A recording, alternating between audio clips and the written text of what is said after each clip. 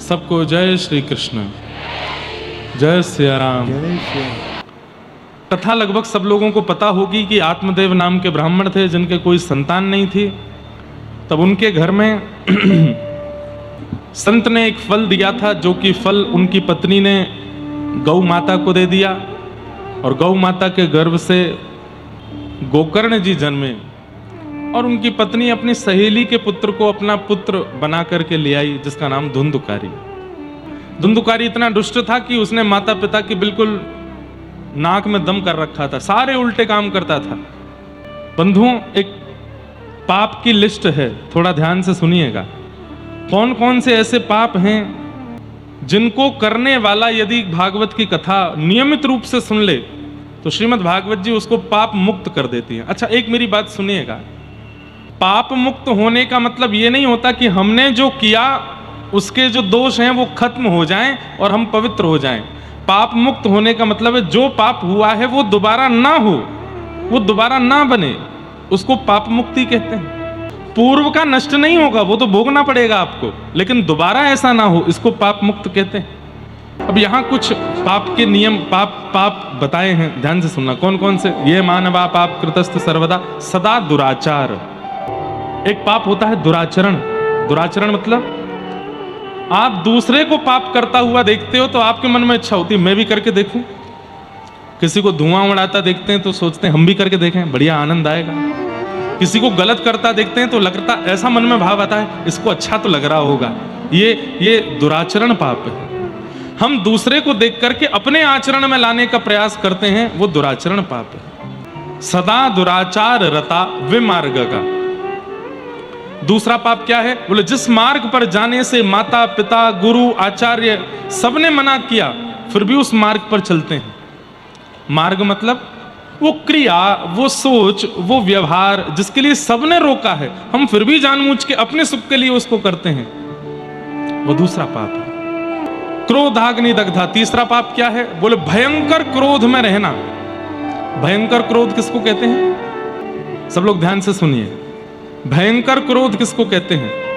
कि इतनी सी बात पर भी इतना चिल्लाना, इतना लड़ना, बर्तन तोड़ रहे हैं, एक दूसरे का मूड पकड़ के मार रहे हैं, गालियां दे रहे हैं, बहुत अपशब्द बोल रहे हैं।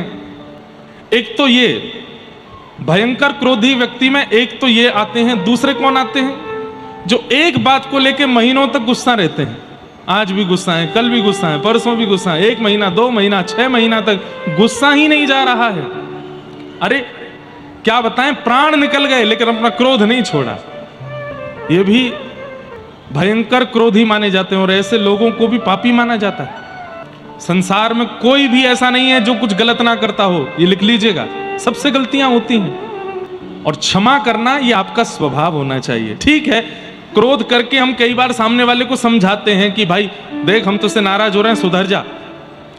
लेकिन वो व्यक्ति बार बार क्षमा मांग चुका है, आपके सामने नतमस्तक हो चुका है, उसके बाद भी आप उसको क्षमा नहीं कर रहे हो, ये पाप है। शरण गए प्रभु ताहि ना त्यागा। विश्वद्रोह। गोस्वामी जी कहते हैं कि विश्वद्रोही यदि क्यों ना आ जाए, वो भी राम जी की शरण में जाता है तो राम जी उसको भी क्षमा कर देते हैं। हम आप जैसे कैसे लोग हैं? यहां सास बहू को इसलिए क्षमा नहीं कर रही है क्योंकि बहू ने दाल अच्छे से नहीं बनाई थी, इसलिए क्षमा नहीं। इतनी सी बात पे गुस्सा। पिता पुत्र को इसलिए क्षमा नहीं कर रहा है क्योंकि उसने जितने % बोले थे बेटा लेके नहीं आया, इसलिए क्षमा नहीं कर रहा है। बहन भाई को इसलिए क्षमा नहीं कर रही है क्योंकि उसके मनपसंद कपड़े नहीं दिलाए, इतनी सी बात पे गुस्सा। जीजाजी साले को इसलिए क्षमा नहीं कर रहे हैं कि जीजाजी आए थे तो पैर नहीं छुए, दोनों एक ही छुए, एक छुआ दूसरा नहीं। ऐसे भी जीजा होते हैं संसार में। इतनी छोटी छोटी सी बात पर नाराज होना और उस नाराजगी को बहुत लंबे समय तक रहना, रूठे रहें और महाराज क्रोध में भरे हैं, ऐसे लोग भी पापी माने जाते हैं, उनको भी नरक जाना पड़ता है। इसलिए मृत्यु आवे उससे पहले पहले सबको क्षमा कर दो। जिससे भी जो भी अपराध हुआ है आपकी नजरों में और आप उससे रूठे बैठे हो, आज लिस्ट बनाओ उसकी, कल से ही फोन घुमाओ, अच्छा ठीक है भाई छोड़ो, जो तुमने किया हम क्षमा करते। लेकिन हाँ, सामने वाले ने क्षमा मांगी हो तो ही। सामने वाला अपराध करके, आपके पूरे घर को कलंकित करके, या बहुत बड़ा कुछ गुनाह करके और उसके बाद भी चौड़ा बैठा तो क्षमा मत करो। लेकिन हाँ, सामने वाला एक बार क्षमा मांग चुका है, दीनता में आ चुका है, उसके बाद भी आप क्षमा नहीं करोगे तो आप पापी माने जाओगे। अब कई लोगों के प्रश्न आएंगे, मुझे पता है, महाराज जी क्षमा मांगने के बाद भी गलती करता है, फिर क्या करें? क्षमा मांगने के बाद भी गलती करे तो अगली बार ऐसा कह करके क्षमा करो कि अगर दोबारा किया तो जीवन में बात नहीं करेंगे, और फिर भी गलती करे तो फिर मत करना। आपने अपना कर्तव्य किया, एक बार की क्षमाई पर क्षमा किया। क्रोधाग्नि दग्धा, भयंकर क्रोधी जो है उसको भी पापी माना जाता है। कुटिलश्च कामिनः, कुटिल कौन है?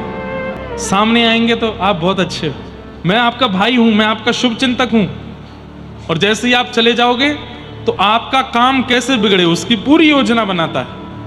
आप कैसे गिरो, आपका पतन कैसे हो, आपका नाश कैसे हो, आपके सामने आपका शुभ चिंतक बनता है और पीछे से आपकी पूरी योजना बिगाड़ने की करता है। ऐसा व्यक्ति कुटिल है, वो भी पापी है।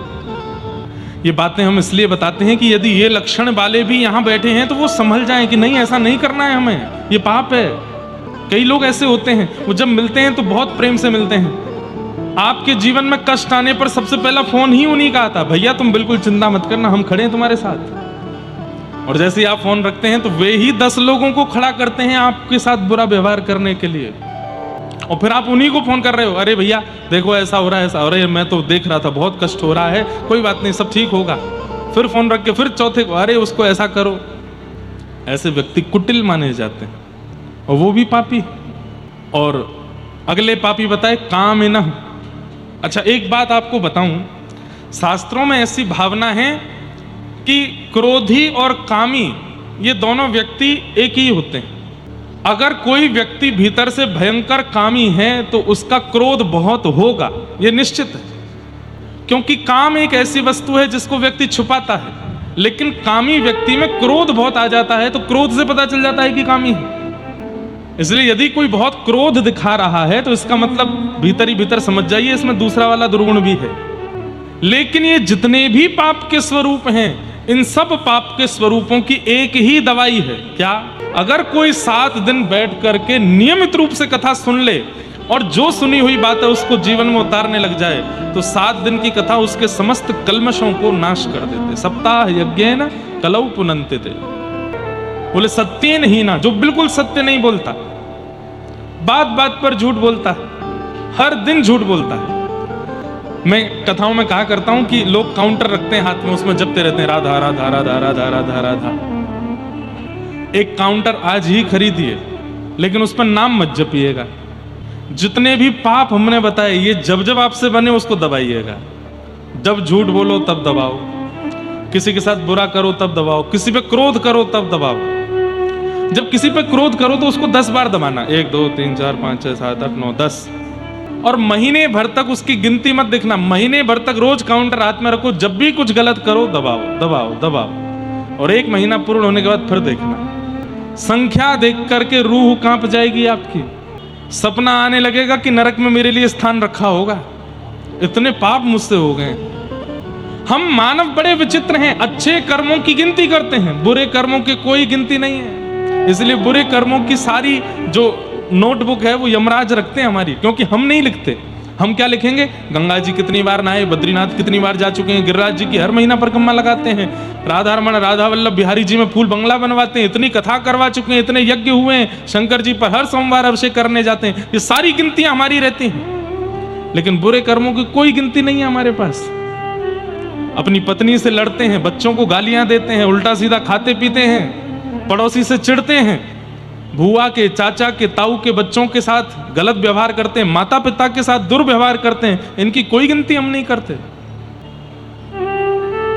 हमारे सूरदास इतने बड़े कवि और ठाकुर जी के सामने खड़े होकर क्या कह रहे हैं? नेत्र नहीं है उनके पास। मैं गिरिराज जी की दंडवती परिक्रमा कर रहा था कुछ साल पहले,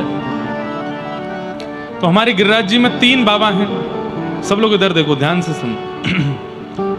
वो एक दूसरे का हाथ पकड़ करके 3 परिक्रमा लगाते हैं। 3 परिक्रमा गिरिराज जी की पर डे लगाते हैं। मतलब 24 घंटे में से कम 18 से 20 घंटे केवल परिक्रमा चलती है। 2 घंटे में स्नान करना, सोना, खाना पीना सब कुछ। 24 घंटे हैं, उसमें से 18 से 19 घंटे परिक्रमा और 3-4 घंटे में स्नान करना, सोना, खाना सब कुछ। आज भी जब मैं दंडवती करता था तो पीछे से आ जाते थे और पीछे से मेरे चरण छूते थे। मैंने कि बाबा आप मुंह पे काय को पाप चढ़ाए करो, आप दिन भर में 3 परिक्रमा करते हैं, मतलब महीने की 90 परिक्रमा होती हैं आपकी गिरिराज जी की। आप चलते फिरते साक्षात गिरिराज जी हो, मेरे पाम काय कुछ हुए करो। तो नेत्र में आंसू भर लाते और बोलते, बंगाली थे ना, तो कहते तुम ही ब्रजवासी, तुम ब्रजवासी हो, हम पर देह हमारा ब्रज का नहीं है और तुम्हारा तो जन्म ही यही हुआ है। तुम नित्य परिकर हो ठाकुर जी के। व्रज में जो भी जन्म लेता है वो ठाकुर जी का ही सखा है, ठाकुर जी का। यत्र प्रविष्टो सकलोपि जंतु आनंद सच्चित घनताम उपैति। व्रज 84 कोष के भीतर जिसका जन्म हो जाता है वो सच्चिदानंद भगवान का ही स्वरूप है। इसलिए हम तुमको प्रणाम करते हैं। बताओ इतनी बड़ी सेवा करने वाले में कितनी दीनता। हम यहाँ महीना में एक परिक्रमा लगा जाते हैं तो सबको बताते घूमते हैं, हर महीने गिरिराज जी जाता हूँ। धूप हो, ताप हो, बारिश हो, बादल हो, आंधी हो, तूफान हो, घर में कोई घटना हो, शादी हो, मैं गिरिराज जी नहीं छोड़ता महाराज जी, हर महीने जाता हूँ। एक परिक्रमा का अभिमान आ जाता है। वो 3-3 परिक्रमा पर डे लगाने वाले क्या कह रहे हैं, हम ब्रजवासी नहीं, तुम ब्रजवासी, इसलिए तुम्हारी चरण रज अपने माथे से लगाते। ये दीनता। एक बात याद रखिएगा कि आप कथा सुनने लगे हैं, तिलक लगाने लगे हैं, मां नाम करने लगे हैं, सत्संग करने लगे हैं, ठाकुर जी की घर में सेवा करने लगे हैं और दीन नहीं बन पाए हैं, तो केवल कोरा नाटक कर रहे हो, आडंबर कर रहे हो। और या फिर ऐसा कह लो ठाकुर जी स्वीकार नहीं कर रहे हैं तुमको, क्योंकि वे स्वीकार करेंगे तो झुक जाओगे, दीन हो जाओगे। सब महान है, मैं अति दीन हूं, ऐसी भावना चित्त में आने लगेगी। कभी कभी हमको कथा करने से भी डर लगता है, क्योंकि कथा कराने वाले आयोजक में भी कई बार अभिमान आ जाता है। इतनी बड़ी कथा मैंने कराई, इतने लोगों को ज्ञान मैंने दिलवाया, इसलिए मैं बोलता रहता हूं, उसका भी अभिमान मत करना। मान नहीं, दीनता। तो कई लोग बोलते हैं महाराज जी चकानैन सुनाओ, कई लोग बोलते हैं राधा गोरी गोरी सुनाओ, कई बोलते हैं ये सुनाओ, ये सब मिठाई है। मिठाई खाने का अधिकार तभी मिलेगा जब खूब करेला खाया होगा। मिठाई खाने का अधिकार तभी मिलेगा जब शरीर में शुगर लेवल नॉर्मल होगा, और उसके लिए ज्ञान रूपी करेला आपको खाने पड़ेंगे। इसलिए हम कथा में पहले ऐसी योजनाएं, ऐसी भावनाएं, ऐसी सब चीजें सिखाते हैं कि आप मन बुद्धि चित्त से ऊपर उठ जाओ, तब गाओ जगन्नाथ चकानैन, तब गाओ राधा गोरी गोरी, तब गाओ ऐसो चटक मटक सो ठाकुर। नृत्य करने की स्थिति, कीर्तन करने की स्थिति तब आवेगी। कीर्तन जहां पर ठाकुर जी की कीर्ति गाते गाते हम तन से ऊपर उठ जाएं, वो कीर्तन है। इसलिए ये कथाएं ध्यान से सुना कीजिए, ये समझना बहुत जरूरी है। माता पिता से द्रोह करने वाला बालक, उसको भी नरक जाना पड़ता है। कई मेरे पास पत्र आते हैं, हमारी माताजी ऐसा व्यवहार करती हैं हमारे साथ, हमारे पिताजी ऐसा व्यवहार करते हैं। अब कहां तक कहें हम। आजकल युवा बहुत कथा सुनने लगे हैं। ऐसे ऐसे युवाओं के पत्र आए हैं कि आप यदि पढ़ लेंगे तो आपकी रूह कांप जाएगी। एक बालक कानपुर का, वो छुप छुप के मेरी कथा सुनने आता है। एक दिन मैं कहीं से जा रहा था तो बहुत रोया। मैंने उसको एकांत में बुला के पूछा क्या बात है। बड़ी मुश्किल से 10 मिनट पानी वानी पी के तब उसने बताया कि महाराज जी मैं पढ़ने में बहुत अच्छा हूँ, सब कुछ बहुत अच्छा है। मैंने पिताजी को बोल भी दिया कि मैं जॉब करूँगा, आप जैसा कहोगे वैसा रहूँगा, मुझे महीने में एक कथा सुनने जाने दिया करो। इस बात से वो इतने नाराज हो गए, मेरी उनसे थोड़ी लड़ाई हुई, कथा में जाने दिया करो, नहीं माने। तो मैंने कहा अब क्या हुआ। बोले कल रात में सो रहा था तो मेरा उन्होंने तकिए से मुख दबा दिया। मैंने कहा ये पिता नहीं कर सकते। वो कसम खा के बोला, बोले मेरे पिताजी ने ऐसा किया, मैं क्या करूं। हमने उसको एक ही बात समझाई। मैंने कहा भैया देखो, वैसे तो ऐसा पिता कर नहीं सकते, लेकिन श्रीमद् भागवत जी प्रमाण देती हैं जब हिरण्यकश्यप अपने पुत्र प्रहलाद को मारने की पूरी योजना बना सकता है, तो आज के माता पिता तो कलयुगी हैं, वो भी कर सकते हैं। लेकिन श्रीमद् भागवत जी इस बात का भी प्रमाण देती हैं कि प्रहलाद जी ने अपने पिता का त्याग नहीं किया। इसलिए बेटा, वो भले ही तुम्हारे पिता तुम्हारे संग ऐसा व्यवहार, तुम त्यागो मत उनको। ठाकुर जी से प्रार्थना करो, नाथ इनका मंगल करो, इनकी बुद्धि सुधारो, इनका मन सुधारो। कोई बालक आकर के बताते हैं, बोले जब से हम कथा में आने लगे हमारे पिताजी जिद में आकर के घर में मदिरा पान करते हैं कि तू जा कथा में, हम तो घर को नरक बनाएंगे। ऐसी भी क्या जिद है? ऐसे भी माता पिता होते हैं। तो कई बार हमें लगता है बालकों को कम समझाना है, बड़ों को ज्यादा समझाना है आजकल तो। लेकिन फिर भी माता पिता चाहे जैसे हों, उनका त्याग या उनके साथ दुर्व्यवहार नहीं करना है। भागवत जी की आज्ञा, पितृमातृ दोष का। इस प्रकार पापों में रमे हुए लोग यदि भागवत जी का श्रवण करते हैं और नियमित रूप से श्रवण करते हैं, एक आसन पर बैठ करके जो कही गई बातें उसको मनन चिंतन करके जीवन में लाना प्रारंभ करते हैं, तो सप्ताह यज्ञेन कलौ पुनन्तिते, 7 दिन में ही उनका पवित्र होना निश्चित है। धुंधुकारी महादुष्ट हो गया, माता पिता के साथ दुर्व्यवहार करने लगा। एक दिन माता जी ने कुआं में कूद करके प्राण त्याग दिए धुंधुकारी के कारण, और पिताजी घर छोड़ करके वन में चले गए। तब वहां पर गोकर्ण जी ने उनको ज्ञान उपदेश किया। ये 2 श्लोक समझने हैं आपको, कैसे भी समझने हैं, ध्यान से सुनिएगा। घर से परेशान, पुत्र से परेशान आत्मदेव जी वन में बैठे हैं, और तब गोकर्ण जी महाराज उनको ज्ञान उपदेश करते हैं। क्या कह रहे हैं? देहे स्थिमांस रुधिरे भिमतिम त्यजत्वम। हमारे जीवन में दुख के 2 ही कारण हैं। यहां बैठा हर व्यक्ति जो भी दुखी है, अब जो भी दुखी है का मतलब यह नहीं है कि यहां पर कम लोग दुखी हैं, सब दुखी हैं। कोई खुश नहीं है।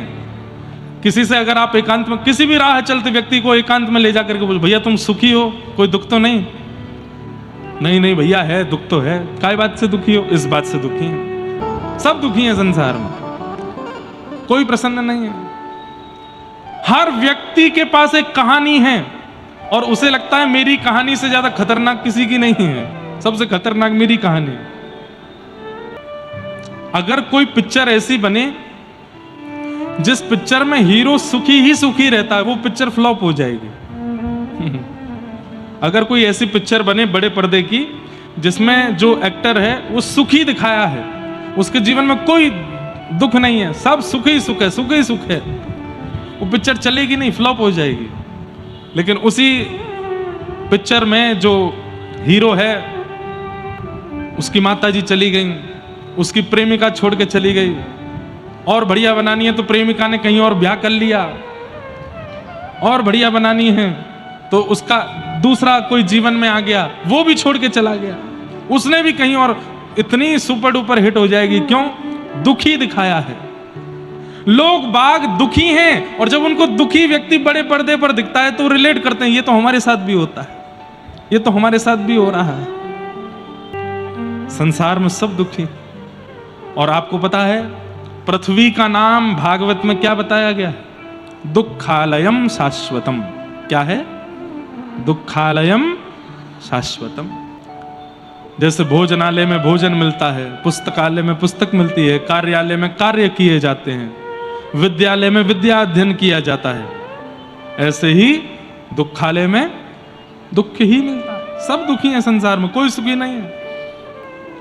ये बातें इसलिए बताई जाती हैं कि थोड़ा हंसो, क्योंकि आप अकेले दुखी नहीं हो, सब दुखी हैं यहां पे, कोई प्रसन्न नहीं है।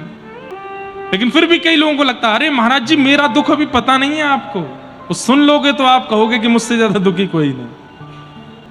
कुंती महारानी श्रीमद् भागवत में भगवान से कहती हैं, कुंती कहती हैं, हाथ में लग जाना, सिर में दर्द हो जाना, धन का चले जाना, पुत्र का चले जाना, पति का चले जाना, पत्नी का चले जाना, परिवार का नष्ट हो जाना, मन चाही वस्तु ना मिलना, ये विपत्तियां नहीं हैं। तो फिर विपत्ति क्या है? बोले हम जीवित हैं और फिर भी हमें कृष्ण का स्मरण नहीं होता, इससे बड़ी विपत्ति कोई नहीं है। ठाकुर जी को याद ना करना ये सबसे बड़ी विपत्ति है, और ठाकुर जी की याद बने रहना ये सबसे बड़ी संपत्ति है। चाहे मेरे जीवन में कैसी परिस्थिति आ जाए, लेकिन मेरा चित्त कभी राधा रमन जी का चिंतन छोड़ता नहीं है, तो मैं सबसे बड़ा धनवान हूं।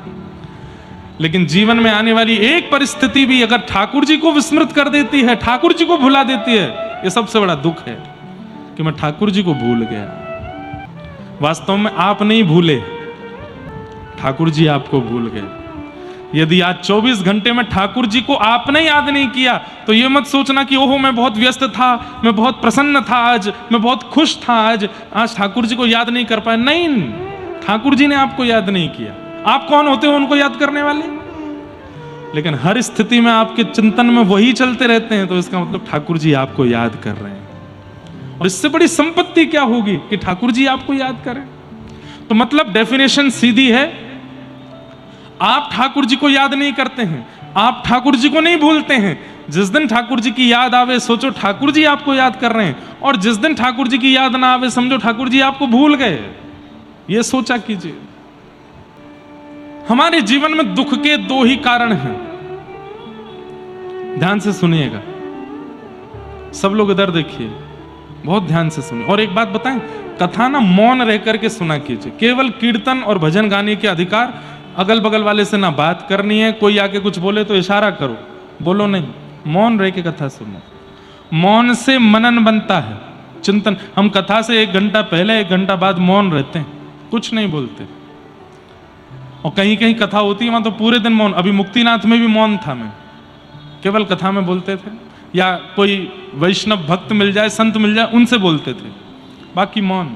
मौन से बहुत विचार शुद्ध होते हैं, इसलिए मौन रह के कथा सुनो और ध्यान से सुनो।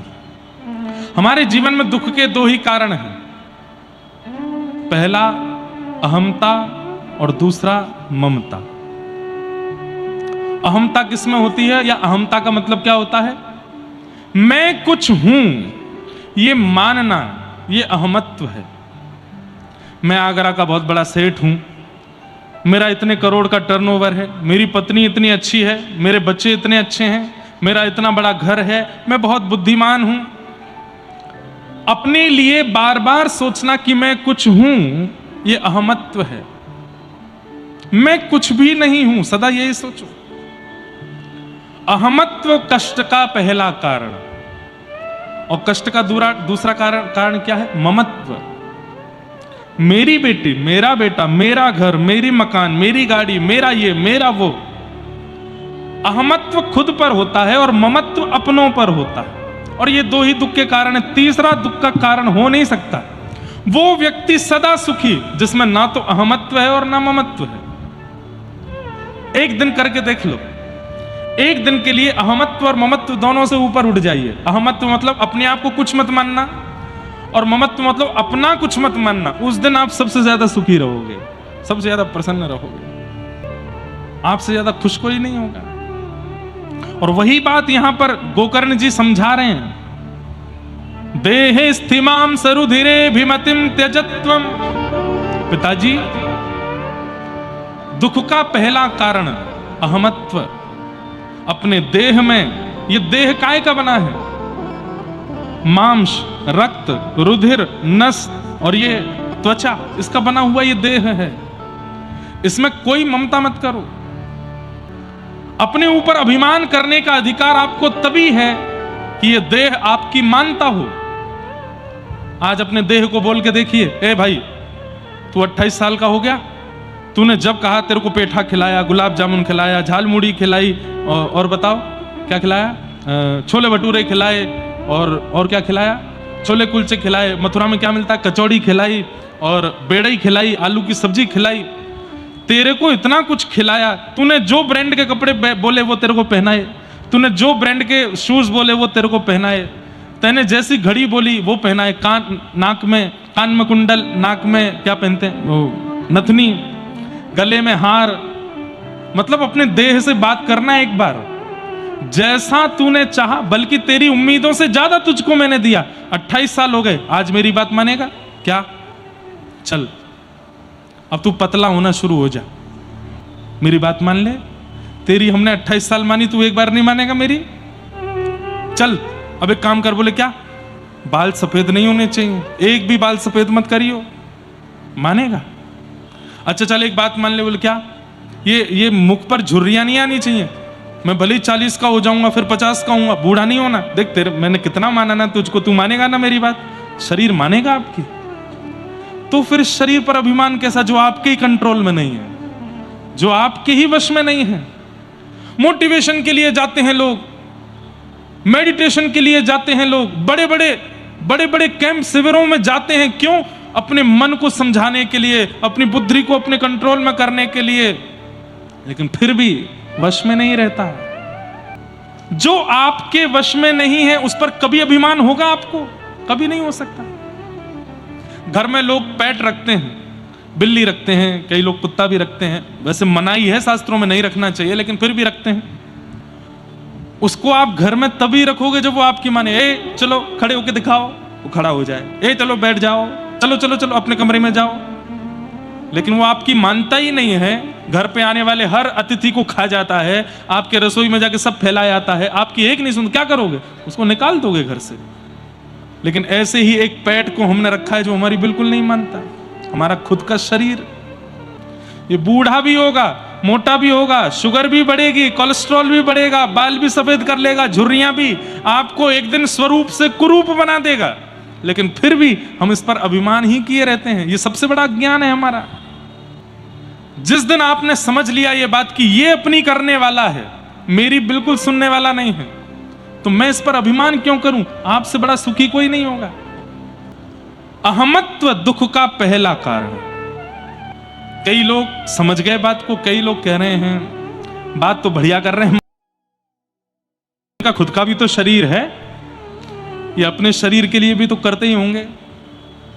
करते हैं, हम भी करते हैं, जितना आवश्यक है सब करते हैं। लेकिन हम सत्य बताएं, कोई प्रशंसा के भाव से नहीं बता रहे। हमको कोई आके कुछ पहना जाए तो हम पहन लेते हैं, हमको कोई आके कुछ दे जाए तो दे रख लेते हैं। कोई ऐसी अपनी इच्छा कुछ नहीं रह गई है, कुछ भी नहीं। और ये भागवत जी की कृपा है कि अपनी इच्छा कुछ भी है ही नहीं, जैसे जो मिल जाता उसमें प्रसन्न है। ठाकुर जी 10 साल पहले कथा करवाने शुरू किए, कोई सुनता नहीं था तब भी कथा करते थे। आज इतने लोग सुनते तो भी कर रहे हैं, आगामी 10 साल बाद फिर कोई नहीं सुनेगा तब भी करेंगे। लेकिन उसमें कोई अहमत्व ममत्व नहीं। और ये हम स्वयं को ही सुनाते हैं कथा, अपने आप को ही बता रहे हैं कथा। तो पहला दुख का कारण क्या है? अहमत्व। अहमत्व शरीर में होता है। और दूसरा दुख का कारण है ममत्व। इस शरीर के जितनी संबंध हैं उन सब में ममत्व होता है। पत्नी में, बच्चों में, गाड़ी में, घोड़े में, घर में, दरबार में, धन में, धान्य में, सब चीजों में। जब अपना ही शरीर हमारा नहीं है तो फिर ये अपने जो बोलने वाले लोग हैं ये अपने कैसे हो सकते हैं? एक बार किसी घर में किसी की मृत्यु हो गई, पूरा घर रो रहा था। बच्चे रो रहे थे, पिताजी चले गए, पत्नी रो रही थी, पति चले गए, माता पिता रो रहे थे, बेटा चला गया, भाई रो रहे थे, हमारा भाई चला गया, मित्र रो रहे थे, हमारा यार चला गया। एक संत आए, संत ने आकर के बोला, ध्यान से सुनना, देखो अहमत्व और ममत्व ये निकलने वाला नहीं है। ध्यान से सुनना, ये निकलने वाला नहीं है हमारे जीवन से, पर कई बार नॉलेज होना जरूरी है, पता होना जरूरी है। कब निकल जाए कुछ कह नहीं सकते। ठाकुर जी की कृपा होगी तो निकल भी सकता है, इसलिए सुन लीजिए। निकलेगा नहीं, या मेरे कहने से सब अहमत्व ममत्व से मुक्त हो जाएं ऐसा होगा नहीं, पर सुन तो लीजिए। सब रो रहे थे। एक साधु गए, ए बालक तुम क्यों रो रहे हो? बोले मेरे पिताजी चले गए। कहां चले गए? बोले भगवान के पास चले। तुम रो क्यों रहे हो? बोले मैं उनके बिना रह नहीं पा रहा। तो साधु ने अपने झोले में से जहर निकाल के, तुम भी खा लो, तुम भी चले जाओ उनके पास। बालक बोला कैसी बात करते हो? बोले तुम इतना रो रहे हो, इतना तुम व्याकुल हो रहे हो, लो खा लो। अरे नहीं वो वाली बात नहीं है, हमको ये नहीं। तो क्यों तुम रो रहे हो तो तुम भी चले? नहीं जाएंगे। इसका मतलब क्या? ये जितने अपने हैं ना, अपने अपने अपने अपने बोलने वाले, एक भी अपना साथ नहीं जाएगा। अकेले जला के आ जाएंगे आपको शमशान में, रोएंगे, बेहोश हो जाएंगे, रो रो करके बेहाल हो जाएंगे, लेकिन आपके साथ जाएंगे नहीं। जाओ अकेले। तो फिर ऐसों से प्रीति कैसी? जा प्रियतम सो प्रीति घनेरी। अरे महाराज, यदि रास्ते में कोई जानवर मर गया हो तो आप बगल से निकल सकते हो, लेकिन कोई मानव मर गया हो रास्ता घूम के जाते हैं। क्यों? कहीं हमारे ऊपर चिपट नहीं जाए। जीत की तो मृत्यु के बाद भी डर लगता है उससे। कभी कभी मैं सोचता हूं, क्या केवल मानवों की आत्मा भटकती है?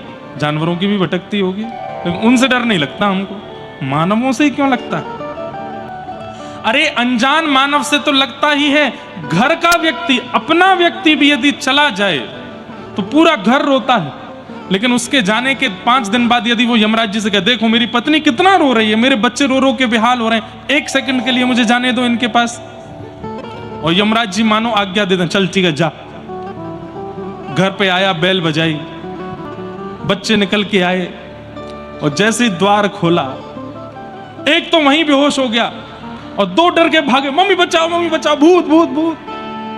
अरे नहीं बेटा, मैं तेरा पापा। नहीं नहीं नहीं, भागो, भूत पिशाच निकट नहीं आवे, महावीर जब नाम सुना। आप तो चले गए थे। ये बातें यहां से नीचे नहीं कर सकते, यही कर सकते। क्यों? यहां से नीचे तो व्यवहार चलता है ना, यहां नहीं चलता। वास्तविकता यही है कि जिसके लिए हम इतना रो रहे हैं, जिससे हम इतना प्रेम मानते हैं, जिसको तुम अपना अपना कहे घूमते हो, वो ही डरते हैं आपसे मृत्यु के बाद। घर में यदि फोटो लगी हो जिनके प्राण चले गए हैं, और किसी दिन आप भोजन कर रहे हो, आपने उनकी ओर देखा और वो अपने आंख मटका रहे हैं ऐसे, तो क्या होगा? इनकी फोटो भीतर रखो, आंख घुमाते हैं, कुछ तो गड़बड़ है। कैसे अपने सारे अपने, एक बहुत सुंदर एक श्लोक है, आपने जिनको भी अपना माना, एक भी आपके साथ नहीं जाएगा। प्रमाण के रूप में सुनिए, धनानि भूमौ, सब लोग ध्यान से सुनो, धन जहां रखा है वहीं रखा रहेगा। आपने इतना खून पसीना मेहनत करके धन कमाया, अपने पैर घिस दिए, अपने बाल सफेद कर दिए, पसीना पसीना हो गए, तब जाकर के इतना धन कमाया। वो धन आप पर इतनी भी संवेदना नहीं करता कि आप जब प्राण त्यागो तो यूं कहे, अरे स्वामी तुमने मुझे कमाया, अपने संग ले चलो। नहीं जाएगा, जहां है वहीं रखा रहेगा। धनानि भूमौ पशवश्य गौष्ठ, इतनी महंगी गाड़ियां लेकर के आए, नारियल फोड़ करके उस पर क्या स्वस्तिक बना करके, मुहूर्त दिखवा करके, उसके लिए गराज बनवाया घर में। उन गाड़ियों को सोचना चाहिए, स्वामी जा रहा है, हम भी इसके साथ चले जाए। नहीं जाएंगी, खड़ी रहेंगी चुपचाप, मेंटेनेंस लेती रहेंगी अपना। आप कहोगे महाराज जी ये तो निर्जीव लोगों की बात कर रहे हो, धन और गाड़ी। जीवितों की बात करो तो जीवितों की बात सुनो। भार्या ग्रहे द्वारी, पत्नी 7 जन्म तक साथ रहूंगी आपके, पर कहां तक जाती है? केवल घर के द्वार तक, उसके आगे वो भी नहीं जाती। भार्या ग्रहे द्वार जन श्मशाने, आपको अपना कहने वाले आपके भाई मित्र बंधु सखा चाचा ताऊ जितने भी हैं, वो भी केवल शमशान तक जाएंगे। आप कहोगे महाराज जी ये सब लोग तो संसार में आकर के मेरे बने, पर ये देह तो मां के गर्भ में भी मेरे साथ था, ये तो मेरे साथ आगे जाएगा ना। तो देहश्चितायाम, देह भी केवल चिता तक जाएगा। अग्नि लगाते ही जल करके यहीं भस्म हो जाएगा, कहीं नहीं जाएगा, देह यहीं रहेगा पृथ्वी पर। तो आपके साथ गया कौन? जीवन में जितना हरि नाम गाया, राधा नाम गाया, कृष्ण नाम गाया, गोपाल नाम गाया, भगवान नाम गाया, वो नाम प्रकट होकर के आपके साथ आगे की यात्रा पर जाएगा। धर्मानुगो गच्छति जीव एक, आपके द्वारा किया गया भगवद स्मरण, आपकी चिता में अग्नि लगने के बाद आपने जितने कर्म किए हैं अच्छे, जितने भी भगवान नाम गाए हैं, वो सब नाम रूप ही प्रकट हो जाएंगे और वो आपकी आगे की यात्रा पर साथ जाते हैं। सीधी बात, अंत में साथ क्या जाता है? हमारे कर्म जाते हैं। बुरे किए होंगे तो बुरे जाएंगे, अच्छे किए होंगे तो अच्छे जाएंगे। पर अच्छे बुरे कर्मों से भी ऊपर उठ करके बात है, इधर देखो, यहां देखो, यहां देखो, यहां देखो। तो ये 2 चीजें जिनके जीवन में वो महादुखी हैं, अहमता और ममता। अब बात आए अगर हम सार्वजनिक रूप से करें तो हम लोगों जितने भी यहां बैठे हैं, हम सब में अहमता ममता है। बस किसी में बहुत ज्यादा है, किसी में थोड़ी कम है, और जिसमें कम है वो थोड़ा सा जो है ठीक है, और जिसमें बहुत ज्यादा वो नेक में दुखी हो जाता है। इसी बात से दुखी हैं। किस बात से? हम सोफे पर नहीं बैठे हैं और नीचे बैठ के कथा सुन रहे हैं, इसी बात से दुखी हैं। किस बात से दुखी हैं? वो हमारा पड़ोसी वो कूलर के आगे बैठा है, हम यहाँ बैठे हैं, इसी बात से दुखी हैं। तो दुख का कारण अहमता। अब यहां पर भी तो अहमत्व ही है कि मैं सोफे पर बैठूं। सोफे पर बैठने की इच्छा आत्मा की नहीं है, देह की। शरीर अभिमानी है, इसीलिए तो उसको सोफा चाहिए, इसीलिए उसको कूलर चाहिए, इसीलिए उसको ऐसा चाहिए वैसा चाहिए। तो पूर्ण रूपेण खत्म तो नहीं हो सकते, लेकिन मंद तो कर सकते हैं, थोड़े इनको सूक्ष्म तो कर सकते हैं। तो अहमत्व और ममत्व, इन दोनों के विषय में कैसे घटें अहमत्व और ममत्व? तो गिनती कीजिएगा कितने कितने कारण बताए हैं अहमत्व और ममत्व को विश्राम देने के। अहमत्व और ममत्व इन दोनों की स्थिति घटेगी कैसे? तब कहते हैं सबसे पहली बात बोले धर्मम भजस्व, धर्म को भजो। धर्म को भजो मतलब आचार्य जो कहते हैं, गुरुजन जो कहते हैं, शास्त्र जो कहते हैं, परिवार जो कहता है, माता पिता जो कहते हैं, उसका पालन ज्यादा से ज्यादा करने का प्रयास करो। यही धर्मम भजस्व है, पहली बात। दूसरा, त्यज लोक धर्मान, लोक धर्म में ज्यादा मत रहो। लोक धर्म किसको कहते हैं? इनको रिझाना, उनको मनाना, उससे बात करना बहुत जरूरी है। क्यों? बोले उससे मेरा काम बनेगा। घर पे आ रहे हैं, इनका सत्कार ऐसे ऐसे करना पड़ेगा। क्यों? बोले वो मेरा ये काम बनवाएंगे। स्वार्थ से किसी के प्रति संबंध बनाना, ये लोक धर्म है, इससे बचो। ज्यादा स्वार्थ में जीवन में मत रहिए।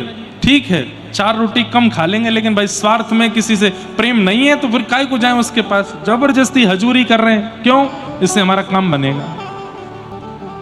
कई बार बोल दिया था, वो अंकल आ रहे हैं, उनके ना लेट के पांव छूना बच्चों को समझा देते हैं। क्यों? खुश हो जाएंगे। उससे क्या होगा? पिताजी 1100 का लिफाफा लाए होंगे, 2100 का देके जाएंगे। तुमको देखेंगे ना लेट के प्रणाम कर रहे हो। ये लोक धर्म है। ये बहुत लोगों को रिझाना, अपनी ओर आकर्षित करना, उनको बटरिंग करना, ये सब लोक धर्म में आता है। इससे बचो। ये ज्यादा बनावटी बनने की आवश्यकता नहीं है। धर्मम भजस्व त्यजलोक धर्मान। और तीसरा, साधु पुरुषों की सेवा कैसे करो? सेवा तो बहुत करते हैं, लेकिन एक चीज भूल जाते हैं, सेवस्य साधु पुरुषाम जहि काम तृष्णाम। काम और तृष्णा का त्याग करके उनकी सेवा करो। कोई कामना से किसी महाराज जी को प्रणाम मत करो। महाराज जी को प्रणाम करो, बच्चों पेपर अच्छे मार्क्स आएंगे। अब बच्चे लगे हैं महाराज जी को प्रणाम करने। कोई बात नहीं, एक रात नहीं पढ़ेंगे तो भी अच्छा, महाराज जी को प्रणाम तो किया है, पेपर तो अच्छा जाएगा। ऐसा नहीं होता। किसी कामना से किसी साधु पुरुष की सेवा मत करो।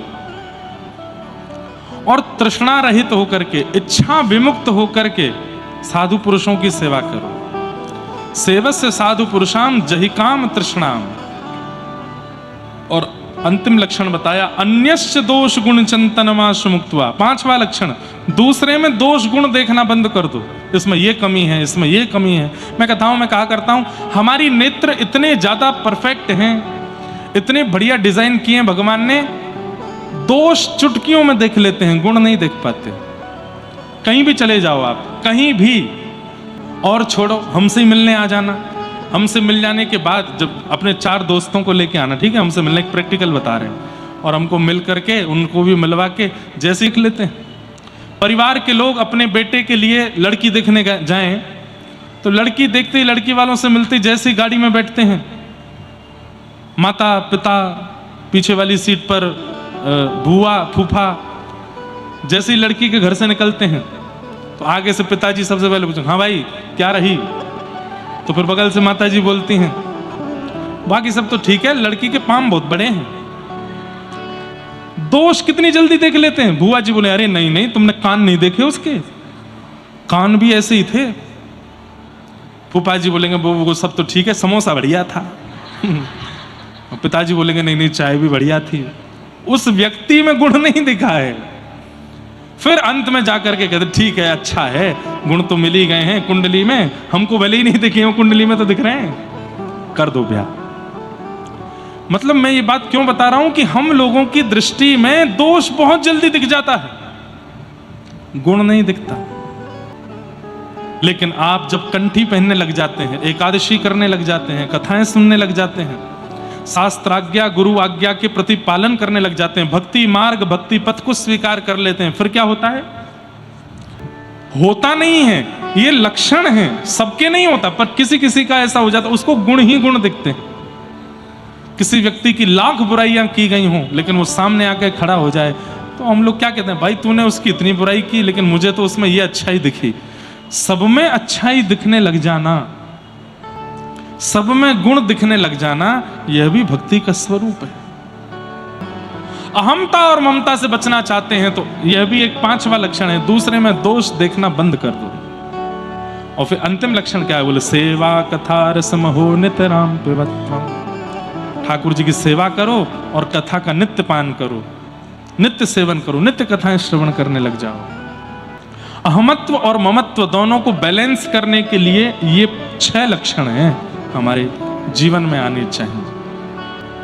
इस प्रकार श्री गोकर्ण जी महाराज अपने पिताजी को ज्ञान उपदेश करते हैं। इस प्रकार महात्मा का प्रथम सर्ग और द्वितीय सर्ग पूर्ण हुए। अब हम भागवत जी के प्रथम स्कंद में प्रवेश करते हैं। भागवत जी में 3 बार सत्य की वंदना है, प्रारंभ में, मध्य में और अंत में। प्रारंभ में सत्यम परम धीमहि, मध्य में सत्यात्मकम त्वाम शरणम प्रपन्नाः, और अंत में भी सत्यम परम धीमहि। 3 बार सत्य को वंदन किया गया है। सत्य कौन है? जिसका कभी अंत ना होता हो उसको सत्य कहते हैं। जो हमेशा अपनी सत्ता में रहता है उसको सत्य कहते हैं। ना मैं सत्य हूं, ना आप सत्य हो, ना ये पंडाल सत्य है, ना ये संसार सत्य है, ना दिखने वाली कोई भी वस्तु सत्य नहीं है। ठाकुर जी सत्य हमेशा थे, हमेशा हैं, हमेशा रहेंगे, वही सत्य है। पर यहां सत्य के साथ एक उपसर्ग लगाया गया, क्या? परम सत्य। तो परम सत्य क्या है? तो आचार्य चरण कहते हैं कि ठाकुर जी सत्य हैं और भगवान का नाम परम सत्य है। नाम परम सत्य है। नाम परम सत्य क्यों है? भगवान बाद में आते हैं, नाम पहले आ जाता है। कल की अवतार अभी तक हुआ नहीं, लेकिन नाम पहले ही आ गया है। ऐसे ही कृष्णा अवतार जब हुआ तब हुआ, उससे पहले घोषणा पूरे विश्व में हो चुकी थी कि भगवान का द्वापर में अवतार होने वाला है। बोले कौन सा? कृष्णा अवतार। त्रेता में राम अवतार होगा बाद में, लेकिन पहले ही घोषणा हो चुकी है। कौन? रामावतार। नाम ठाकुर जी से भी ज्यादा बलवान है।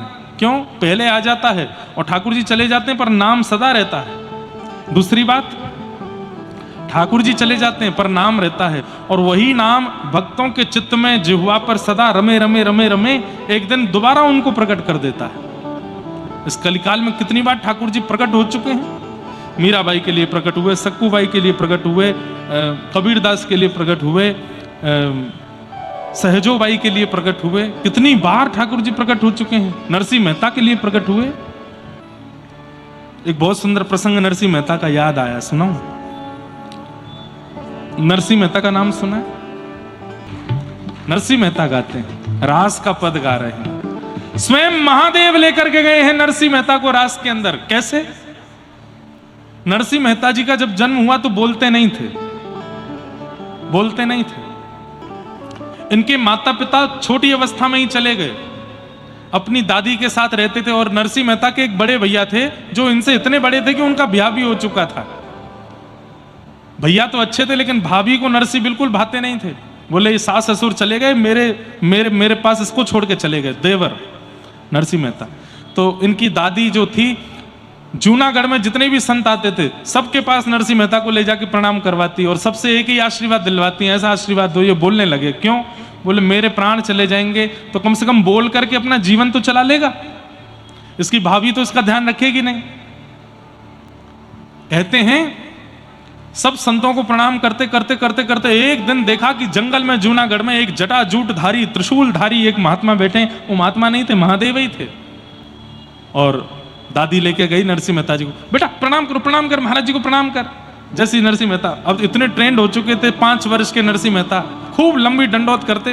और छोटा 5 वर्ष का बालक दंडौत करता है ना, अच्छे अच्छे महात्माओं का हृदय पिघल जाता है। अरे अरे बालक बस बस बस। महादेव को प्रणाम किया तो महादेव तो अरे अरे अरे बस बस बस बस। दादी बोली नहीं नहीं महाराज जी आशीर्वाद दीजिए। क्या? ये बोलने लगे। नरसिंह मेहता को गोद में बैठा करके मुखमंडल की ओर देख के बोलो बोलो बोलो राधे श्याम। नरसिंह मेहता हंसने लगे, बोलो बोलो बेटा राधे श्याम। जब तीसरी बार बुलवाया, बोलो बेटा राधे श्याम, नरसिंह मेहता ने अपना होठ खोले और धीमे से नेत्र बंद करके बोले, और पहली बार नरसिंह मेहता बोल पड़े राधे श्याम। और जैसे ही बोले दादी बड़ी प्रसन्न, अब तो और बुलवावे और बुलवावे और अब तो नरसिंह मेहता बोलने लग गए। महादेव की बड़ी कृपा। इसलिए मैं कहा करता हूं, महादेव को भजते भजते भजते भजते भजते भजते भजते कब कब में आप वृंदावन पहुंच गए, श्री जी और ठाकुर जी के होने लग गए, समझ जाओ महादेव ने कृपा की है आपके ऊपर। महादेव जब अति प्रसन्न होते हैं, महादेव जब अति कृपा करते हैं, महादेव किसी पर रीझ जाते हैं तो कृपा के रूप में, प्रसाद के रूप में वृंदावन देते हैं, श्री युगल की भक्ति देते हैं, प्रिया प्रियतम का प्रेम देते हैं। कई लोग बड़े चिंतित हो जाते हैं, मैंने जीवन भर महादेव की आराधना की, अचानक से किशोरी जी क्यों प्रिय लगने लगी, अचानक से वृंदावन क्यों प्रिय लगने लगे। भयभीत मत हो, महादेव कृपा करते हैं तो अपने आराध्य को प्रदान करते हैं। नरसिंह मेहता जी को फिर कथा तो बहुत लंबी है कि एक बार घर से निकाल दिया भाभी ने, तो रोते हुए इनकी दादी से ये पूछते थे मेरे माता पिता कौन हैं, तो इनकी दादी बोलती थी तेरे पिता महादेव हैं और माताजी पार्वती हैं। तो जब एक समय दादी चली गई, भाभी ने घर से निकाल दिया नरसिंह मेहता जी को, तो रोते हुए ये गए, और संभवतः महादेव जो थे उनका नाम भी था इंद्रेश्वर महादेव। सुना है, मैंने दर्शन नहीं किए, सुना है कहीं। और ये गए और जाकर के जंगल में महादेव से लिपट करके खूब रोए, बोले आप ही मेरे पिता हो, आप ही मेरी माँ हो। नरसिंह मेहता जी का चरित्र बहुत सुंदर है। मैंने अभी कुछ दिन पहले अफ्रीका में, केनिया में कथा थी, वहां कहा था, सुनिएगा, बहुत अच्छा चरित्र। तो आज भी ठाकुर जी आए। नरसिंह मेहता जी को सबने बेदखल कर दिया, परिवार वालों ने घर से निकाल दिया। एक समय आया, ये भी नागर ब्राह्मण थे, संभवतः हमारे मंदिर के जो मुख्य अधिकारी हैं वो भी नागर हैं। अब नागर वंशी ब्राह्मण है कि नहीं ये तो कैसे पता चले, नागर वंशी हैं तो मतलब नरसिंह मेहता जी का ही वंश है। तो इनको नागर वंशियों ने भी निकाल दिया। सब लोग इधर देखो, सब ने अपने जगह से निकाल दिया। पत्नी ने एक दिन बोला, बोले आपको तो परिवार वालों में ने भी निकाल दिया, गांव वालों में ने भी निकाल दिया, अब तो आपके ब्राह्मण वंश के लोगों ने भी आपको निकाल दिया। तो नरसिंह मेहता बोलते बढ़िया है, परिवार वालों ने निकाल दिया, उसका भार खत्म हुआ। गांव वालों ने निकाल दिया तो गांव का लोक व्यवहार खत्म हुआ। एक बस ये जाति का बोझ और था मेरे ऊपर, इससे भी निकल गया, मैं तो मुक्त हो गया हूं, अब अकेला ठाकुर जी का भजन करूंगा, ऐसे नरसिंह मेहता। तो सबने निकाल दिया। भगवान ने एक दिन, द्वारिकाधीश ने अक्रूर जी को सेठ जी का रूप बना करके भेजा और कहा नरसिंह मेहता का बढ़िया भवन बनवा के आओ। तो एक साहूकार दानी सेठ बन करके श्री अक्रूर जी महाराज आए और वहां ढूंढने लगे किसको दान करें, किसको दान करें। नरसिंह मेहता के पास गए, बोले हम दान करना चाहते हैं। तो नरसिंह मेहता बोले हमें कुछ नहीं चाहिए। बोले कुछ तो ले लीजिए। तो नरसिंह मेहता बोले द्वारिका जाने आने वाले संतों के लिए कोई निवास की व्यवस्था नहीं है जूनागढ़ में, आप चाहो तो एक संत निवास बनवा दो।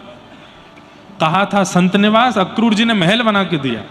बोले इसमें एक कमरा में आप रहिए पत्नी के साथ, बाकी के सारे कमरे संतों के लिए रख देना।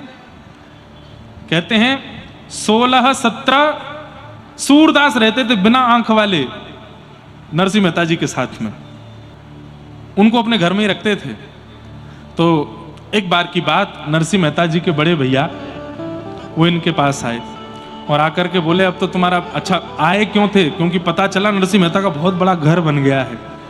अच्छे संपत्ति घर बन जाता है ना तो रूठे हुए भी मान जाते हैं, सब लौट लौट के आते हैं। तो आए, आकर के बोले नरसिंह कल पिताजी का श्राद्ध है, घर आ जाना। नरसिंह जी बोले हाँ भैया जरूर आऊंगा। हाँ वैसे तो हम दोनों की बातचीत नहीं होती, लेकिन पिता का श्राद्ध तो एक साथ करेंगे। हाँ हाँ भैया मैं आ जाऊंगा। नरसिंह मेहता जी को अच्छा लगा कि परिवार के लोग दोबारा बुला रहे हैं। लेकिन नरसिंह जी बोले भैया श्राद्ध का समय क्या है? बोले सुबह सुबह आ जाना, श्राद्ध होगा फिर ब्राह्मण भोज होगा। तो नरसिंह मेहता बोले भैया एक दिक्कत है। बोले क्या? मैंने इतनी सेवा अपनी विस्तार कर ली है, सुबह उठ के मुझे सेवा पूजा करने में बहुत समय लग जाता है, तो मैं दोपहर से पहले तो नहीं आ पाऊंगा। ठाकुर जी की सेवा करूंगा, भोग बनाऊंगा, फिर मेरे यहाँ ये 16 सूरदास रहते हैं, इनको पवाऊंगा। सब लोग इधर देखना, ध्यान से सुनना। तो भैया को गुस्सा आ गया। बोले पिताजी का श्राद्ध तेरे लिए मायने नहीं रखता, ये ताल कूटा, उनको ताल कूटा बोलते थे, मंजीरा बजा के कीर्तन करते हैं ना, ये ताल कूटेगा पूरे दिन बैठ करके, हरी हरी हरी हरी गाता रहता है। क्या कर दिया उस हरी ने? अरे पिताजी का श्राद्ध है, इतनी तो शर्म कर, कल मत करियो भजन, कल मत करियो सेवा। नरसिंह मेहता बोले भैया आप लोग तो कभी भी मुझे अपना लेते हो, छोड़ देते हो, लेकिन ये हरि ही हैं जो सदा मेरे संग रहते हैं, इनको कैसे छोड़ूंगा? ये हरि ही हैं, मुझे कभी छोड़ के नहीं जाते। मैं जिस दिन खाक था उस तब भी मेरे पास थे, आज महल बना दिया तो भी मेरे पास है, इनको कैसे छोड़ूं?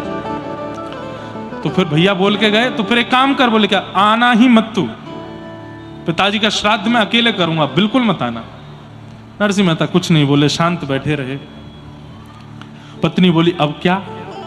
बोले अब क्या, वो भी पुत्र हैं, मैं भी पुत्र हूं, वो अपने तरह से श्राद्ध कर लेंगे पिताजी का, मैं अपने घर में कर लूंगा, पिता तो हम दोनों के हैं। पत्नी बोली वो सब तो ठीक है, ये तो बाहर के लोगों को दिखता है कि हम महल में रहते हैं, लेकिन दाम पानी तो कुछ है नहीं। कोई दे जाए आलू तो आलू की सब्जी बन जाती है, चावल दे जाए तो चावल बन जाते हैं, कोई घर में इतनी सामग्री तो है नहीं। और श्राद्ध के लिए तो ब्राह्मण भोजन कराना पड़ता है, ब्राह्मण भोजन के लिए राशन होना चाहिए, वो कैसे होगा? तो नरसिंह मेहता बोले पास में एक सेठ जी हैं, वो मेरा कीर्तन बहुत पसंद करते हैं, उनसे उधार मांग लाऊंगा और धीरे धीरे चुकाते रहेंगे उनका, कल पिताजी श्राद्ध कर देंगे। बोले ठीक है। पत्नी बोली जाते जाते ब्राह्मणों को निमंत्रण तो दे जाना। बोले ठीक है। अब नरसिंह मेहता गए ब्राह्मणों के पास, तो ब्राह्मणों से जाके बोले, तो ब्राह्मण बोले तुमको तो हमने वंश से निकाल दिया, अब तुम्हारे यहाँ श्राद्ध खाने कोई नहीं आएगा। तो नरसिंह मेहता चरणों में गिर गए, बोले मेरे यहाँ कभी मत आइएगा, पर मेरे पिताजी का श्राद्ध है इसलिए आ जाना। तो आधे ब्राह्मण बोले हम तो तुम्हारे भैया के यहाँ न्योते पे जाएंगे, तुम्हारे यहाँ नहीं आ पाएंगे। आधे बोले हम आ जाएंगे, लेकिन हम सबको बुलाना पड़ेगा। कितने हैं? 2-2.5 हजार हैं। नरसिंह मेहता बोले इतनी व्यवस्था कहां से करूंगा मैं? बोले नहीं नहीं, हम 2-2.5 हजार ही आएंगे। तो नरसिंह मेहता बोले ठीक है आप आ जाना, मैं कुछ ना कुछ व्यवस्था कर लूंगा, सेठ जी से ज्यादा पैसा मांग लेंगे। 2-2.5 हजार ब्राह्मणों को न्योता दे दिया और नरसिंह मेहता पहुंचे सेठ जी के पास। सेठ जी बड़े प्रसन्न, अरे आओ आओ, आपका कीर्तन मुझे बहुत अच्छा लगता है, आप जब कीर्तन करते हैं तो मैं मेरे नेत्रों से आंसू नहीं रुकते। कई सेठ बड़े उदार मना होते हैं, सत्संग प्रेमी होते हैं। सेठ जी बोले कहिए कैसे आए? बोले कल मेरे पिताजी का श्राद्ध है, आप थोड़ी सी सेवा उधार में दे दीजिए, मैं भरता रहूंगा धीरे धीरे। सेठ जी बोले कितना चाहिए? तो उस समय जितना भी रकम हो मांगी उन्होंने, सेठ जी ने दुगनी दे दी। बोले रख लीजिए। बोले नहीं इतनी मत दीजिए, मैं कैसे चुकाऊंगा? बोले आपको अभी चुकाना है। बोले अभी कैसे चुकाऊंगा? बोले बस यहाँ बैठ के कीर्तन सुना दीजिए मुझे, मैं कीर्तन सुन के प्रसन्न हो जाऊंगा, फिर ये लौटाने की जरूरत नहीं है, आप तो इसके बदले कीर्तन सुना जाओ। तो नरसिंह मेहता बोले ठीक है मैं कीर्तन सुना देता हूं। और नरसिंह मेहता गाने लगे, लेकिन नरसिंह मेहता का कोई समय नहीं होता था, नेत्र बंद करके गाना प्रारंभ करते थे और गाते गाते गाते गाते गाते कितने घंटे निकल गए कुछ पता नहीं। और सुनने वाले भी ऐसे ही होते थे। नरसिंह मेहता गाने लगे और सेठ जी भी आंख बंद करके सुन रहे हैं। गाते गाते पूरी रात निकल गई, दिन हो गया और दिन भी निकलने लगा। रुक्मणी जी थोड़ी देर द्वारिका संभालो, मैं अभी आता हूं। कहां गए? तुरंत महाराज ऊंची धोती पहन के स्वाफा बांध करके बिल्कुल नरसिंह मेहता जैसा स्वरूप धारण करके द्वारिकाधीश जूनागढ़ पहुंच गए और नरसिंह मेहता का रूप धारण करके सब्जी मंडी से सब्जियां आदि लेकर के घर पहुंचे। पत्नी ने आते, अरे कहाँ रह गए थे, मैं कब से? अरे देवी मैं क्या बताऊं, बस अब बाद में बताऊंगा सब बात, मैं लाया हूं सब्जी आदि सब लगाओ सेवा में, ब्राह्मण देवता सब आ रहे होंगे। 16 सूरदासों को लगाया सब्जी काटने पे, उनकी आंख ही नहीं है। ठाकुर जी ने धीमे धीमे अपने कहीं ना किसी को उंगली छुपा दी, किसी के कुछ छुपा दिया। उनको वैसे दुनिया नहीं दिख रही है, लेकिन सब्जी बढ़िया दिख रही है, सब काट रहे हैं, एक संग लग रहे हैं। और महाराज नरसिंह मेहता जी की पत्नी कह रही है आज इन लोगों को क्या हो गया, ये एक साथ सब सब्जियां काट रहे हैं, सब्जियां अमनियां कर रहे हैं। और वैसे काटना शब्द रसोई में प्रयोग नहीं करते, ठाकुर जी के में अमनिया, सब्जी अमनियां कर रहे हैं। और महाराज ठाकुर जी सिर पर बांध के स्वापी और कढ़ाई लेकर के छौंक लगा रहे हैं, हाथ में लेकर के बढ़िया चला रहे हैं। पत्नी से कह रहे हैं जल्दी जल्दी रोटी बनाओ और पूड़ी बनाओ। वो सेक सेक करके पूड़ियां दे रही है। ठाकुर जी एक तरफ सब्जी बना रहे हैं, दूसरी तरफ छन्नी से निकालते हैं, पूड़ियां निकाल के धरते हैं। बीच बीच में पसीना पहुंचते हैं। बोले आए तो नहीं ब्राह्मण? बोले आ रहे हैं। सौभाग्यशाली नरसिंह मेहता पिता के श्राद्ध में ठाकुर जी भोग बना रहे हैं, ठाकुर जी प्रसादी बना रहे हैं। और नरसिंह मेहता का मामूल वहां पे कीर्तन कर रहा है सेठ जी के यहाँ बैठ के। सेठ जी भी रो रहे हैं, नरसिंह मेहता भी रो रहे हैं। 12 घंटे से अधिक हो गए कीर्तन करते करते, और ठाकुर जी यहाँ सेवा कर रहे हैं। इतने में ही महाराज वो 2-2.5 हजार ब्राह्मण चिड़े तो बैठे थे नरसिंह मेहता से, तो थे तो वो 2-2.5 हजार, लेकिन उन्होंने नरसिंह मेहता का अपमान करने के लिए अपने रिश्तेदार नातेदार और बुला लिए, तो वो हो गए थे 3-4 हजार। सबरे आए, और आए इसी भाव से थे कि ये खिला नहीं पाएगा तो इसका अपमान करके जाएंगे हम। सब लोग आ गए। ठाकुर जी ने जैसे ही आते देखे, पत्नी से अरे जाओ जाओ जाओ, सबके चरण धो करके सबका स्वागत करना है। एक एक ब्राह्मण का चरण धो रहे हैं ठाकुर जी अपने हाथ से। और भाग्यशाली तो नरसिंह मेहता की पत्नी है जो आज भगवान के बाम अंग में खड़ी है। और जैसे एक पत्नी पति के साथ सारे कार्यों में हाथ बटाती है, ऐसे पति के रूप में साक्षात ठाकुर जी के संग हाथ बटा रही है। एक एक ब्राह्मण का स्वागत किया, सबको चौकी पर बैठाया, सबके लिए पत्तल ठाकुर जी परोस रहे हैं, अपने हाथ से लेकर के सब्जी प्रसाद लेकर के आमे, खीर प्रसाद लेकर के आमे, पूड़ी प्रसाद लेके आमे, सबको पवा रहे हैं। ब्राह्मण बोले प्रसादी तो इसने बना दी, लेकिन दक्षिणा क्या देगा? ये 3-4 हजार आए हैं हम, और जैसी दक्षिणा नहीं दे पाएगा फिर इसका अपमान करेंगे हम। ब्राह्मणों ने सबने इशारे में कर लिया, भाई 4 पूड़ी की जगह हो 8 खाना, इसका भंडार खत्म करना है हमें, ताकि कैसे भी इसका अपमान करें। वो अपमान करने ही आए थे। लेकिन ठाकुर जी जब साक्षात जहां अन्नपूर्णा बैठ जाती है वहां अन्न नहीं घटता, अन्नपूर्णा के पति बैठ जाएं वहां अन्न कैसे घट सकता है? अब तो महाराज पूड़ी पे पूड़ी आती जा रही हैं, सब्जियां बन रही हैं, खीर बन रही हैं, और चकाचक पा रहे हैं सब ब्राह्मण। अब तो स्थिति हो गई, एक दूसरे को देखें, बोले 8 की जगह 10 खा गए, पर ये तो लाए जा रहा है, खत्म ही नहीं हो रहा है, क्या करें? बोले कोई बात नहीं, भोजन विश्राम करो, दक्षिणा की बारी है। दक्षिणा नहीं दे पाएगा। अरे 4 हजार हैं हम, कहां से देगा दक्षिणा? पत्नी भीतर ले गई ठाकुर जी को, नरसिंह मेहता है वो, तो सुनो भोजन तो पवा दिया, दक्षिणा के बिना तो भोजन होता नहीं।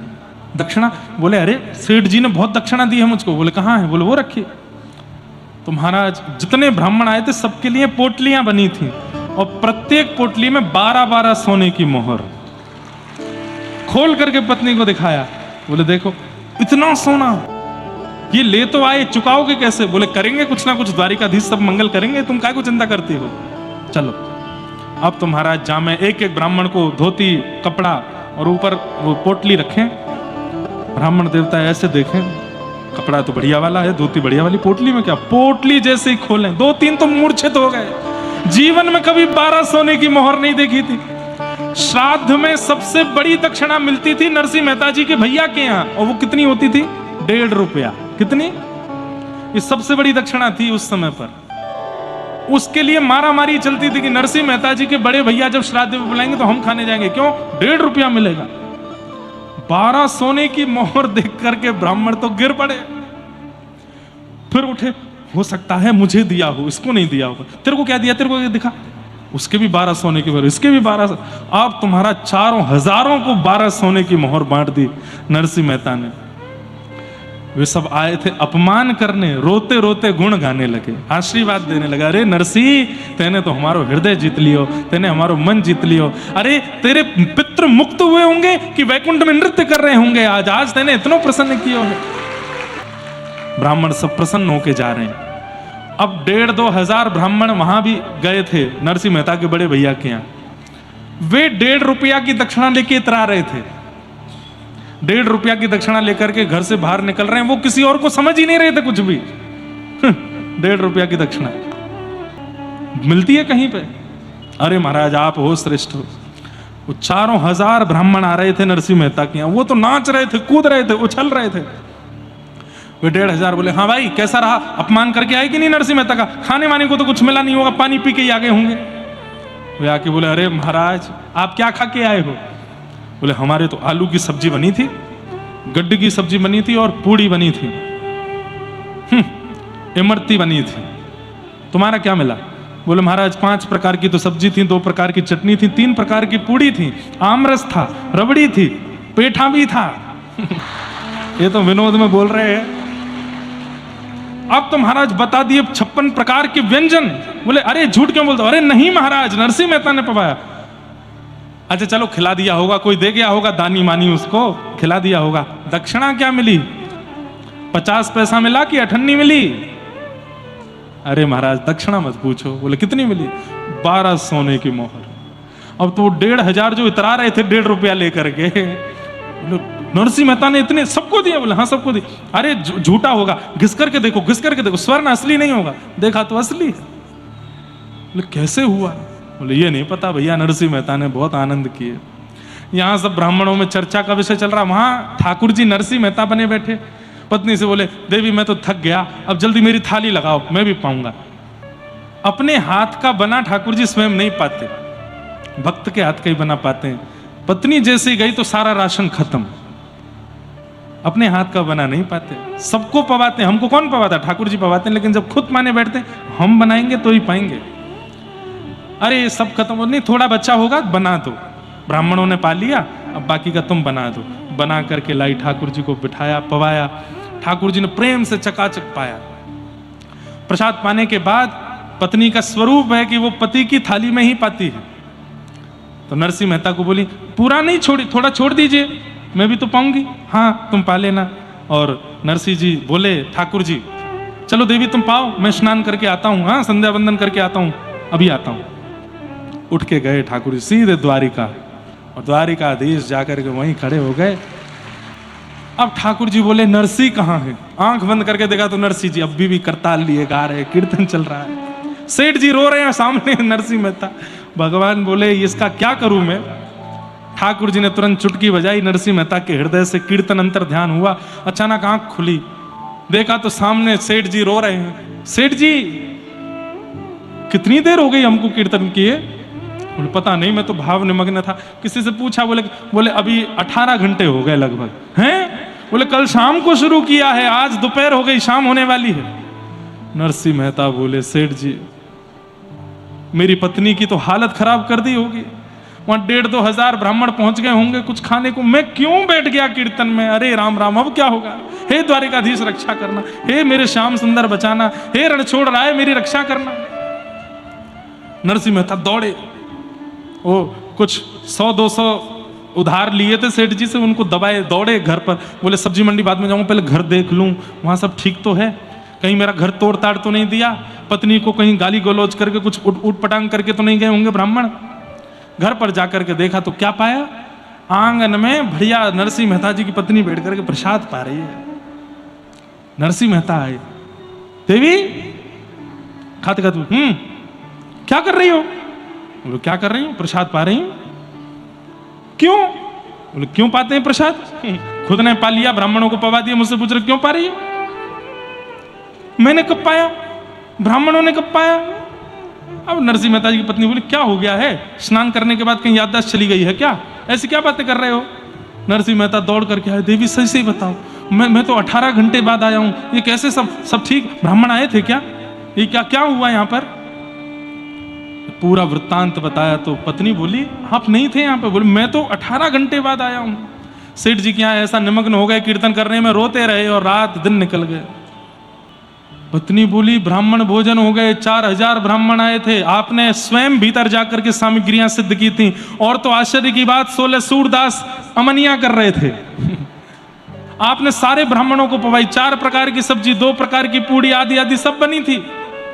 12 सोने की मोहर और सुंदर वस्त्र आदि। आपने ही तो कहा था कि सेठ जी ने इतना दान दिया है, सबको बांटा। नरसिंह मेहता सिर पकड़ करके बैठ गए, रोए सो रोए, मैं नहीं था। क्या ये सच में हुआ है? बोले, हाँ हुआ है।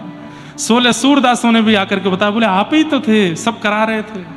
नरसिंह मेहता पत्नी का हाथ पकड़ करके बोले, द्वारिकाधीश आए थे, मेरे रणछोड़ राय आए थे, मेरे नाथ आए थे, मैं नहीं था उस रूप में। नरसिंह मेहता तो रोए सो रोए, पत्नी की हालत और ज्यादा। मेरा हाथ पकड़ करके एक गृहिणी के भाव से दक्षिणा दे रहे थे, मेरे 7 ब्राह्मणों के चरणों में प्रणाम कर रहे थे, मुझे क्या पता था कि वे परमात्मा है। नरसिंह मेहता बोले कहां बैठे थे? बोले यहीं बैठे थे। उस स्थान को प्रणाम करने लगे। क्या पाए थे? बोले इसी थाली में पाए थे। बोले थोड़ा मुझे भी दे दो ना, द्वारिकाधीश का प्रसाद है। पत्नी ने उनको भी दिया। और क्या क्या किया, वो सारी सामग्रियां देख करके नरसिंह मेहता खूब रोए। आज भी इस ब्रजमंडल में कई बार ठाकुर जी कितने भक्तों पर कृपा करने आज भी आते हैं और उस कृपा का अनुभव होता है। तो भगवान को बुलाता कौन है? नाम। ठाकुर जी का ही नाम उनको बुलाता है, इसलिए नाम ठाकुर जी से भी ज्यादा श्रेष्ठ है। परम सत्य भगवान के नाम को हम प्रणाम करते हैं। सब लोग ध्यान से सुनिए, थोड़ी देर विराज, पीछे जो खड़े हो गए बैठ जाओ। विषय, अधिकारी, संबंध और प्रयोजन अभी ले लेंगे, विराज जाओ। श्रीमद् भागवत का विषय क्या है? यहां 4 बातें इस श्लोक में बताई गई हैं। भागवत का विषय, भागवत का अधिकारी, भागवत का संबंध और भागवत का प्रयोजन। सबसे पहली बात, श्रीमद् भागवत का अधिकारी कौन है? नहीं, विषय क्या है? तो कहते हैं धर्म प्रयोजित कई तवोत्र परमो। हमारे चित्त में परम धर्म जागृत हो, इसको ही भागवत का विषय माना गया। धर्म और परम धर्म की एक बड़ी सुंदर और छोटी सी परिभाषा, अपने कल्याण की भावना धर्म है, सबके कल्याण की भावना परम धर्म है। अब इसमें भी एक और परिभाषा है, क्या? देह कल्याण की भावना धर्म है और आत्म कल्याण की भावना परम धर्म है। देह से किया गया कोई भी सत्कर्म धर्म है, आत्मा से किया गया सत्कर्म परम धर्म है। अनेक परिभाषाएं परम धर्म की, लेकिन हम कुछ बातें ध्यान से समझ करके उनका अनुभव करेंगे। जैसे देह क्रिया, आप देह से जो भगवत भजन करते हैं उसको धर्म कहा जाता है, लेकिन वही आत्मा से होने लग जाए, अंतः मन से होने लग जाए, अंतः करण से होने लग जाए तो वो परम धर्म है। जैसे कोई तुलना नहीं करेंगे बड़े छोटे की, लेकिन कथा सुनना ये धर्म नहीं है, ये परम धर्म है। क्यों? देह की क्रिया नहीं है, शरीर की क्रिया नहीं है, मन की क्रिया है, आत्मा की क्रिया। कथा सुनकर के आत्मा पवित्र हो रही है, बुद्धि पवित्र हो रही है, मन पवित्र हो रहा है, इसलिए परम धर्म है। ऐसे परम धर्म करने की अतिशय इच्छा प्रकट होने लग जाएं, समझो यही भागवत का विषय है। कथा सुनने वाले व्यक्ति के परम धर्म की इच्छा प्रकट होती है।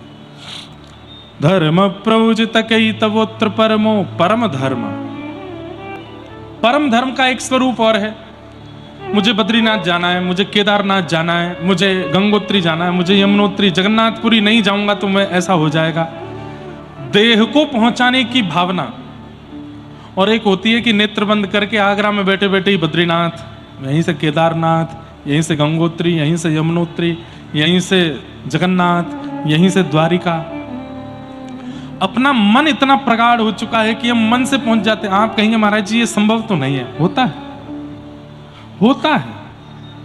आज भी कई आचार्य मन से भ्रमण करते हैं। नाभाजी जिन्होंने भक्तमाल की रचना की, उनके गुरुदेव श्री अग्रदास जी महाराज, ध्यान से सुनना, अग्रदास जी ध्यानस्थ बैठे थे और श्री नाभाजी दूर खड़े होकर के अपने गुरुदेव को पंखा कर रहे थे। तो अग्रदास जी से एक व्यक्ति, एक बहुत बड़े सेठ ने दीक्षा ली थी। वो सेठ विदेशों से माल लाना ले जाना करता था बड़ी बड़ी नावों में। ध्यान से सुनिएगा। तो श्री अग्रदास जी महाराज नेत्र बंद करके राघव जी और सिया जी का स्मरण मन में कर रहे थे और नाभाजी बाहर खड़े होकर के पंखा कर रहे थे। अग्रदास जी का एक शिष्य वो विदेश से कहीं बहुत सारा सामान नाव में लेकर के भारत आ रहा था और उसकी नाव एक समुद्र के बवंडर में फंस गई। तो नाव के जो चालक थे उन्होंने कहा, भैया अब हमारा दोनों का अंतिम समय है, अब प्राण जाने वाले हैं, क्योंकि इस बवंडर से हम बच नहीं पाएंगे, हमारे प्राण निकल जाएंगे, नाव हमारी पलट जाएगी, अंत में जिसको भी घर परिवार अपने इष्ट मित्र जिसको भी याद करना हो याद कर लो। उस व्यक्ति के चित्त में अग्रदास जी का स्मरण आ गया, क्योंकि उसके गुरु जी थे। अग्रदास जी का स्मरण करना, मेरे गुरुदेव भगवान स्वामी श्री अग्रदास जी महाराज, मैं प्राण त्याग रहा हूं, आपके चरणों में प्रणाम करता हूं, क्या करूं मानाथ, मेरी नैया डूबने वाली है समुद्र में। तो जैसे ही वो पुकारने लगा, किलोमीटरों दूर समुद्र के अंदर बवंडर में फंसा हुआ, और अग्रदास जी कहां थे? जयपुर के पास रेवासा, वहां विराज रहे थे, नाभाजी पंखा कर रहे थे। तो श्री अग्रदास जी के भ्रकुटी ऐसे होने लगी, और ध्यान में बैठे बैठे अग्रदास जी मन में विचार करने लगे, अरे ये कौन पुकार रहा है, मेरा कौन स्मरण कर रहा है। तो इतने में बाहर खड़े बैठे हुए पंखा जल रहे नाभाजी ने कहा कि गुरुदेव की माथा सुकुड़ क्यों रहा है। आपने तुरंत नेत्र बंद करके उनके भाव में प्रवेश किया। तो भाव में प्रवेश करके देखा कि कोई शिष्य दूर से पुकार रहा है। नाभाजी ने देखा कौन सा शिष्य पुकार रहा है, दौड़ करके उस शिष्य के पास गए तो देखा कि वो नाव में बवंडर में फंस रहा है। तो आप हाथ में पंखा लेकर के गुरुदेव को कर रहे थे, आपने जोर जोर से उस नाव की ओर करना प्रारंभ किया, और उस शिष्य की नाव बवंडर से बच के बाहर आ गई। बड़ी विचित्र कथा है। फंसी नाव किसी की, पुकारा गुरुदेव को, निकाला दूसरे शिष्य ने। बिना शरीर की क्रिया किए मन से सारी क्रिया हो गई। इसी को परम धर्म कहते हैं। और कथा सुनने वाला, आध्यात्म मार्ग में रहने वाला, गुरुजनों की सन्निधि में रहने वाला, खूब जप तप नियम करने वाला, धीरे धीरे धीरे धीरे धीरे ऐसा हो जाता है कि वो शरीर से फिर क्रिया नहीं करता, वो मन से क्रियाएं कर लेता है। आप कहोगे महाराज जी हम भी ऐसे घूम सकते हैं? नहीं, घूमने के लिए प्रयोग नहीं करोगे, फिर प्रयोग किसके लिए करोगे? आगरा में बैठे बैठे आंख बंद करके और बता दोगे कि श्री राधा रमण जी ने आज कैसी पोशाक पहनी है। आज नीली पोशाक पहनी है, सिर पर टेढ़ी पाग पहनी है, पाग में सुंदर मोती लगे हैं, पैरों में सुंदर ऐसे घुंघरू पहने हैं, आहा ऐसे कटाक्ष नेत्र हैं, ऐसी मधुर मुस्कान है। कहां तक कहें ये भी बता दोगे। ठाकुर जी ने खसका इत्र लगाया है, बड़ी सुंदर सुगंधी आ रही है। मन से पहुंच जाओगे। आज भी ऐसे महापुरुष हैं, नाम नहीं बोलूंगा नहीं तो भीड़ लग जाएगी वहां पे।